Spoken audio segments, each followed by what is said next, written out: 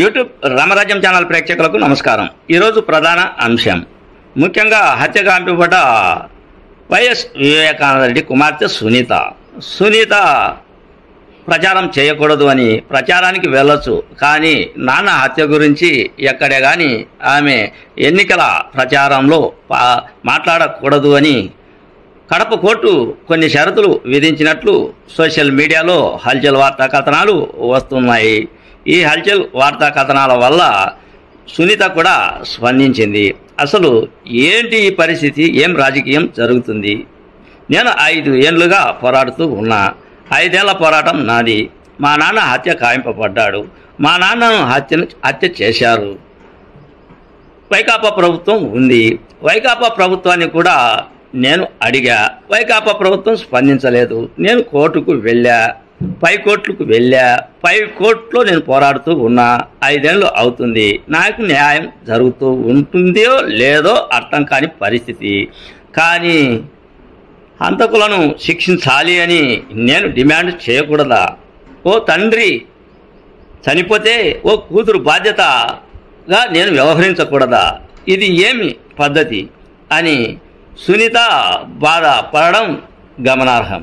ఇటీవల కాలంలో ఎక్కువగా ఈ వివేకానంద హత్య గురించే అక్కడక్కడ ప్రస్తావన రావడం, ఇది వైకాపా ప్రభుత్వానికి పెద్ద చెడ్డ పేరు వచ్చే విధంగా ఉంది. ఎందుకు ఈ ప్రచారంలోనే ఎక్కువగా హల్చల్ రాజకీయం కొనసాగుతుంది అని, ఈ రాజకీయానికి వైకాపాకు దెబ్బ పడుతుందో ఏమో అని కడప కోర్టుకు ఎవరో వెళ్ళినట్టు ఉంది. వివేకానంద హత్య విషయంగా ప్రచారం చేయవద్దు అని కడప కోర్టు కూడా కొన్ని షరతులు విధించింది. ఆ షరతులు విధించడం పట్ల కొంత విమర్శ కూడా ఉంది. కొంతమంది ఇది పద్ధతి కాదు అంటున్నారు. అటు తర్వాత ఎన్నో రకాలైన మేధావులైతేనేమి, విశ్లేషకులు అయితేనేమి, ఇది కోర్టు ఈ విధంగా షరతులు విధించడం సమంజసం కాదు అనే విమర్శలు చాలామంది చేస్తూ ఉన్నారు. అందులో భాగంగా ఈరోజు పులివెందుల్లో సునీత ప్రెస్ మీట్ను ఏర్పాటు చేసింది. ఆ ప్రెస్ మీట్లో సునీత మాట్లాడింది. ఆమె ఏం మాట్లాడింది అంటే, ఇది నా 5 ఏళ్ల పోరాటం, నేను తగ్గేదే లేదు, నేను హైకోర్టుకైనా వెళ్తా, నేను ప్రచారం చేస్తా, మా నాన్న హత్య గురించి నేను మాట్లాడకూడదా అని ఆమె పులివెందుల్లో ఏర్పాటు చేసిన విలేకరుల సమావేశంలో మాట్లాడింది. ఈ వీడియోలో చూడండి. ఇలా కోర్టు మళ్ళీ ఒక ఇంజంక్షన్ ఆర్డర్ ఇచ్చింది. దీని గురించి మళ్ళీ కోర్టుకి వెళ్తాను, కోర్టు ఇంజంక్షన్ ఆర్డర్ ఉంది అని చెప్పి నేను ఏ విధంగా నా ప్రచారం మానుకోకుండా ట్రై చేస్తాను, కానీ కోర్టుల చుట్టూ మళ్ళీ తిరగాల్సింది వస్తుంది. ఇది అన్ఫేర్ ఆర్డర్. ఖచ్చితంగా న్యాయంగా చేయలేరు. ఎందుకంటే ఆ కోర్టుకి జ్యూరిస్డిక్షన్ లేదు.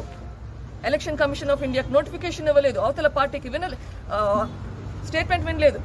వైఎస్ఆర్సీపీ వాళ్ళు కూడా ఈ కేసు గురించి మాట్లాడారు, కానీ వాళ్ళకు మాత్రం మాట్లాడకూడదు అని చెప్పలేదు. వాళ్ళకి వ్యతిరేకంగా మాట్లాడే వాళ్ళకు మాత్రం మాట్లాడద్దు అని చెప్పారు. అది ఎట్లా న్యాయం? న్యాయం అన్నది అందరికీ ఉండాలి. గ్యాగ్ ఆర్డర్ అనేది తప్పు. సుప్రీంకోర్టు చాలాసార్లు చెప్పింది.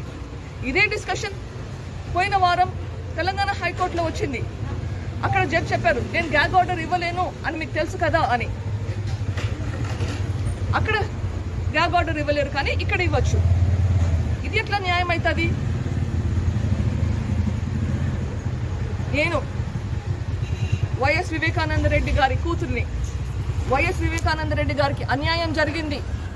ఆయన హత్య చేయబడ్డాడు. అది ఇంకొకరికి మళ్ళీ జరగకూడదు. ఇది నా పోరాటం. ఈ పోరాటం 5 సంవత్సరాలుగా జరుగుతుంది. ఈ రోజు కాదు. ఈ పోరాటం కంటిన్యూ అవుతుంది. ఇక్కడ